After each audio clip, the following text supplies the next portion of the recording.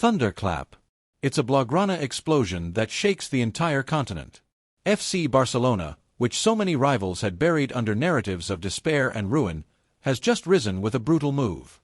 While all that opportunistic pro-Madrid press delighted in singing the requiem for our club, Joan Laporta steps in and slams down a massive contract, a deal that injects oxygen into the Cule coffers and instantly changes the economic landscape. If you're Cule to the core, subscribe right now and answer, who does this move hurt the most? Florentino Perez or the anti-Madrid media cave that still dreams of sinking us? Yes, Cules, we're no longer talking about levers or emergency schemes. We're talking about a monumental agreement that secures millions for Barça at the very moment desperate haters were celebrating our supposed demise. Today, history is being rewritten. Barcelona is once again becoming an international hub, the brightest showcase, and, above all, a source of pride for its supporters. This triumph is no ordinary triumph. It's not some fleeting partnership or minor deal. We're witnessing a power move that sweeps away all doubts about the club's viability with a single stroke. And the sweetest part, Cules, is that it catches Real Madrid completely off guard. Just as our enemies were boasting about their so-called financial solidity, they now feel the ground shake as their eternal rival signs a multi-million-euro deal at the height of economic tension. What's truly delicious is how this rewrites the narrative. That footballing Spain that relished seeing us suffocate must now listen to the roar of the numbers at Spotify Camp Nou. Millions secured. International projection. A message. We are reborn, and we do so with more strength than they ever imagined, with a president who has shown vision, audacity, and sharp teeth in the boardrooms. Because this isn't just about financial balance, it's something much bigger. It's about pride, reputation, global image. Barça is reclaiming its place at the center of the industry, reshaping where money flows in modern football, and doing it without strange favors, hidden doping, or being the system's protected club. It's doing it because of what its crest and history represent, an impossible-to-ignore magnet. And let the war drums sound. Laporta has restored faith in Barcelonism. Meanwhile, in the capital, they're still trying to digest the news. While Florentino's spokespeople scramble for cheap excuses to downplay the blow, reality is crushing. Barça has locked in a megadeal worth millions, obliterating every pessimistic narrative. When the new agreement was announced, all of Europe trembled. This wasn't some decorative partnership, it was colossal economic backing. Tens of millions guaranteed for Barça in the coming years. A direct cash injection at a critical moment, breathing new life into the club and, most importantly, sending a message to the world, the Blaugranas are not ruined, they're more alive than ever. What changes with this contract? Everything.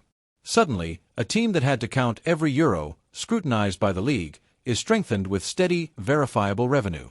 We're no longer talking about selling assets or sacrificing the squad. We're talking about fresh income, international partners betting on the Blaugrana project. Rivals, of course, reacted with cynicism. Madrid's mouthpieces rushed to say it's not enough, just temporary relief. But that's the typical response of someone who's afraid, because they know this contract is more than money, it's image, prestige. A global brand choosing to align with Barça right now is a vote of confidence, an undeniable certificate that we remain a world power. And that's where the magic lies. This contract doesn't just fund, it opens doors with millions guaranteed.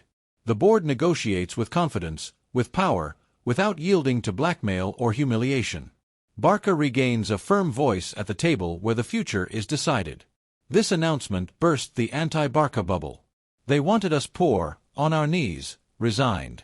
Today, they find us signing deals that strengthen our club and make those who bet we'd never rise again nervous. Adding to this explosive mix is the interest of Arab capital in joining the Blaugrana project. And we're not talking fairy tales. We're talking meetings, inquiries, negotiations that have already made noise in every corridor of football power. Saudi Arabia has made it clear it wants to be at the center of the global spectacle. It snapped up stars for its league, bankrolled major competitions, and now it's looking straight at Europe's historic clubs. And yes, Barça is on that list. For a club like ours to be seen as a candidate for such investment proves we remain among the giants setting the trends. What happens if a solid deal with Saudi capital is struck? Will Barça go from a club shackled by financial limits to one that can compete with any economic monster? And this isn't just any club attracting that attention. It's not Madrid drawing in that massive portfolio, it's Barça. Naturally, the response from the capital has been hysteria disguised as irony, rumors, tall tales, smoke. But we all know fear wears the mask of sarcasm, because if Saudi Arabia decides to inject millions, European football will tremble. Barça would go from survival mode to dictating the rules, shielding its squad, recruiting what it needs, protecting its gems from English or German raids. The club would shift from struggling to thriving, entering a circle where far more than 90 minutes of play is decided. And Barça, friends, is already in that orbit. The fear in our rivals is proof enough we're on the right path. 4 years, financial fair play was Barça's prison. Every registration was torture, every negotiation an ordeal. Want to sign a player? Sell two. Want to renew a young star? Sacrifice a veteran. Meanwhile, the league, with Tebas leading the charge, boasted of its supposed impartiality while rolling out the red carpet for Real Madrid with complicit silences and velvet glove rules. Barça has endured seasons where it seemed more important to balance Excel spreadsheets than to win matches on the pitch. The laughter of the enemy press echoed unbearably. We couldn't register players, we were mortgaged, we were doomed to disappear from the elite. That's what financial fair play meant for us, a cruel noose that didn't even allow us to breathe. But now, Kules, the landscape is changing radically. With the mega contract already signed and fresh money flowing into the coffers, the accounts are breathing again. What were once chains are now turning into keys that open doors. Barça is no longer the club begging for exceptions. It's the club presenting solid revenue, ironclad contracts, and real guarantees of solvency. The difference is abysmal. Before, every attempt at recruitment was scrutinized and publicly questioned. Today, with millions secured, Barça can stand before La Liga and UEFA with impeccable balance sheets. The narrative has changed. There will be no more excuses to block registrations or hinder signings. The same system that suffocated us is now exposed, showing that the problem wasn't Barça, it was the lack of stable economic support. And this is what hurts the rivals the most. Barça isn't just breaking these chains, it's doing so with legitimacy. There's no financial doping, no hidden favors. There are international contracts signed, sponsors betting on our crest because they know we remain a global brand. Financial fair play, once our executioner, now becomes the opposite, a springboard that will propel us back to the top. Kules, this isn't just accounting relief, it's a blow of pride. It means we'll never again see Barça humiliated by unfair budgets. It means we'll look at the market without fear, and above all, it means those who buried us under the pretext of financial fair play will have to swallow their own propaganda. Today, Barça is becoming great again without asking anyone's permission.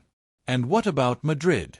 An awkward silence, forced smiles, headlines trying to downplay, because everyone knows this contract and Arab interest leave Barça with a future that can no longer be mocked or ignored.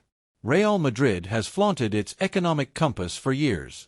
It boasted about its stadiums, the stability of its accounts, not needing gimmicks, but what they didn't foresee was Barça dropping this financial bombshell in the middle of the storm.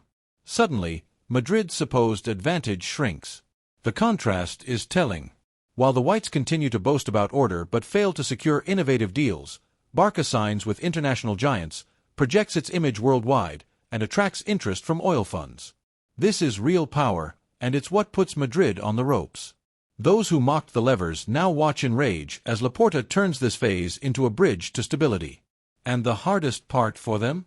There's nothing they can do. They can't stop global brands from betting on Barça. They can't halt Saudi Arabia if it decides to invest, and politically, they can't prevent the Blaugrana crest from shining beyond Spain again. That's why, Kules, we can say it loud and clear today. While they rested on their laurels, we reinvented ourselves. And these millions entering our coffers are the clearest sign that Barça hasn't just survived the crisis, it's ready to surpass everyone, including Real Madrid. If one man deserves this institutional renewal, it's Joan Laporta. A name that divides opinions, yes, but in the heart of every Kules, it symbolizes resistance, pride, and audacity. He already proved it during his first term when he bet on a Ronaldinho who changed history and laid the foundations for the best Barça ever, first with Rijkaard and then with Guardiola. And now, in an infinitely more hostile context, he's doing it again. When he took over the presidency in 2021, the legacy was catastrophic. Debt, bloated salaries, poisoned contracts, and the hardest emotional blow of all, Lionel Messi's departure, a fact that devastated both the fans' morale and the club's financial appeal. Laporta had everything against him. Around him, a sea of hostile voices, Madrid pundits already burying Barça, rival executives looking down on him, and even CUL members fearing the institution couldn't withstand the storm. What did he do?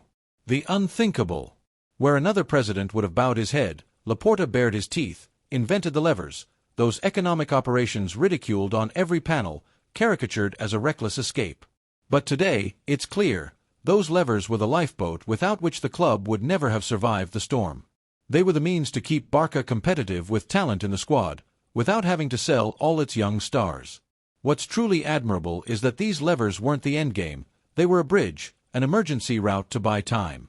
And in the meantime, quietly, Laporta worked behind the scenes, restructuring agreements, rebuilding relationships with international sponsors, opening negotiations with Asia, Africa, and the Middle East, while everyone called him irresponsible. He moved the pieces like a chess master. Every criticism served as a disguise because no one expected the counteroffensive he was preparing.